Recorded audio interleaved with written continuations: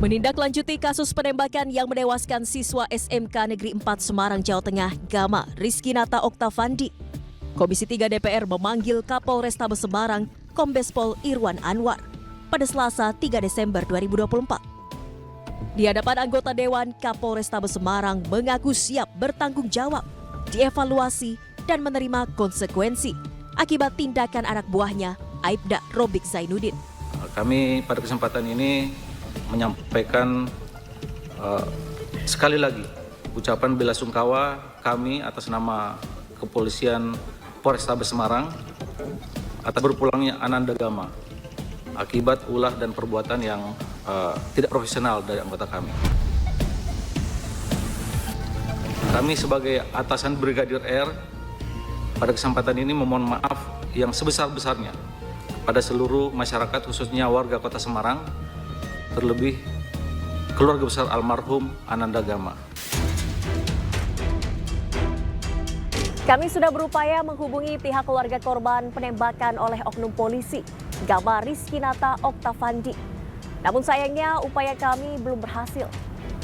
Belakangan diketahui pihak keluarga menolak untuk diwawancarai karena adanya dugaan intervensi dari pejabat Polrestabes Semarang dan oknum wartawan usai kejadian penembakan tersebut.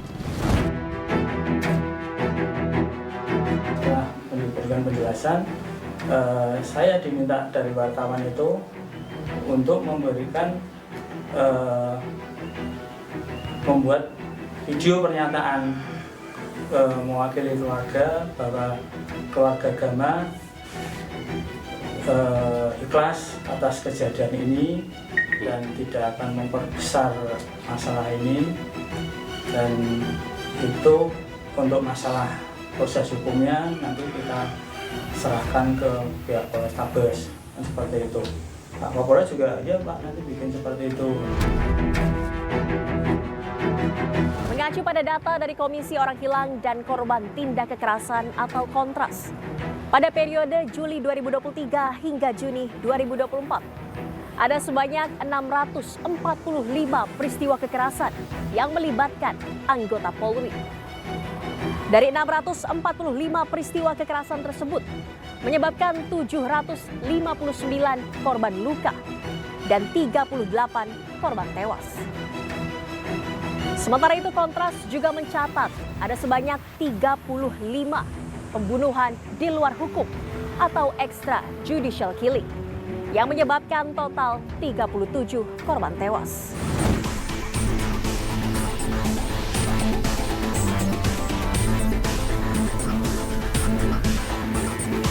Pak Supardi, ini juga Kompolnas turut mengawal kasus penembakan yang terjadi di Semarang yang menewaskan seorang pelajar SMK. Bagaimana sejauh ini evaluasi dari Kompolnas?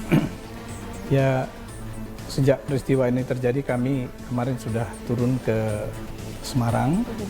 Peristiwa ini sebetulnya begitu banyak versi gitu ya, begitu banyak kontroversi.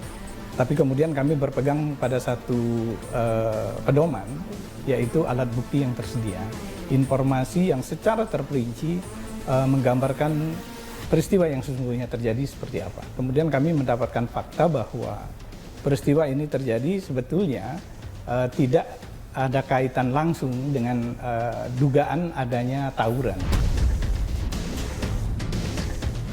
Korban bukan pelaku tawuran? Tawuran memang terjadi, tapi kasus penembakannya sendiri sebetulnya tidak merupakan bagian dari pembubaran tawuran sebetulnya.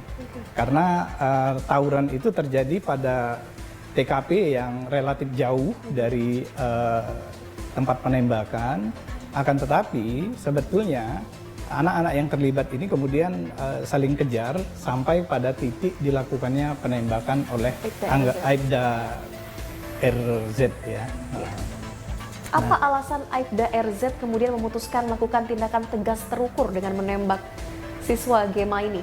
Bersangkutan mengatakan bahwa yang dia lihat adalah satu motor dikejar oleh 3 sepeda motor, ada yang menggunakan senjata tajam, sehingga kemudian yang bersangkutan mempersepsi bahwa ini adalah ada orang yang terancam akibat kekerasan dari orang lain.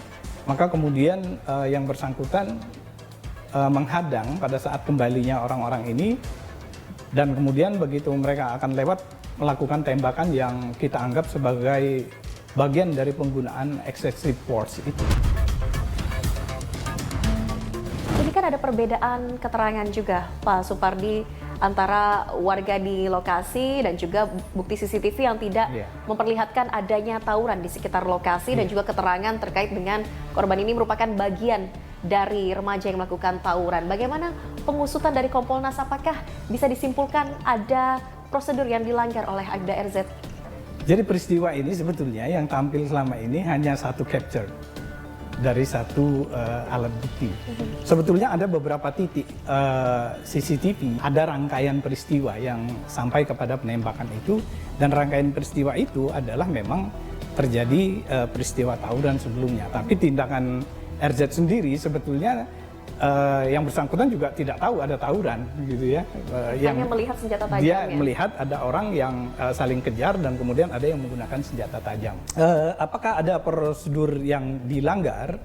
Tentu ini masih berproses pemeriksaannya oleh Bid Propam dan di Propam Mabes Polri untuk memastikan apakah betul sudah terjadi pelanggaran atau tidak. Sebetulnya bagaimana mekanisme anggota kepolisian ini bisa menggunakan senjata untuk tindakan tegas terukur, Pak Supardi? Tadi kan kalau disebut rangkaian peristiwa, sebetulnya awal mula penembakan karena melihat korban ini membawa senjata tajam. Tapi kan belum terbukti senjata tajam digunakan untuk melukai atau tidak. Iya, bahwa yang bersangkutan mempertimbangkan dan mempersepsi situasi yang dilihatnya, sebetulnya tidak dapat dikatakan sebagai tindakan yang proporsional.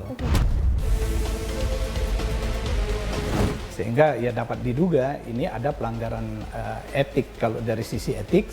Kemudian dengan adanya korban meninggal, maka ini ada tindak pidana yang kemudian kadar kesalahannya nanti tentu akan dibuktikan melalui proses peradilan, gitu ya.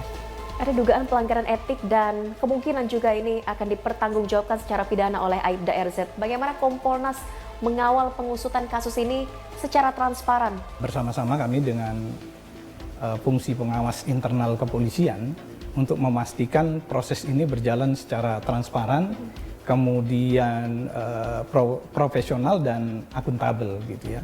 Caranya bagaimana? Adalah dengan kita memastikan langkah-langkah penyidikan yang dilakukan itu memang berbasis pada pembuktian yang dilakukan secara ilmiah. Kita mengharapkan itu dan kita mendorong terus itu, dan kita juga memastikan dan mengawal, dan kita sudah memiliki komitmen bersama dengan Mabes Polri dan Polda Jawa Tengah.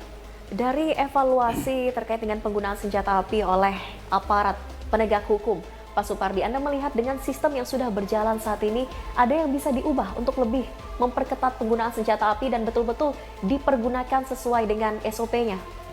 Ya, itu satu hal yang pasti, gitu ya.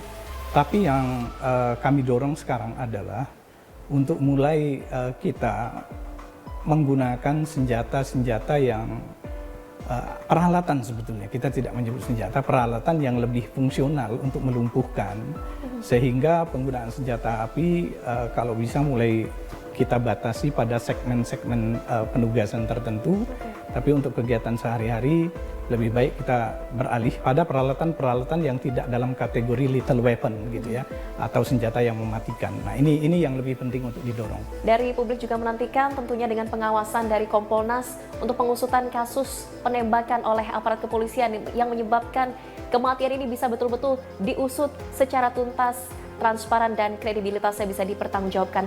Terima kasih banyak Pak Supardi Hamid, anggota Kompolnas, telah bergabung di iNews Pulse.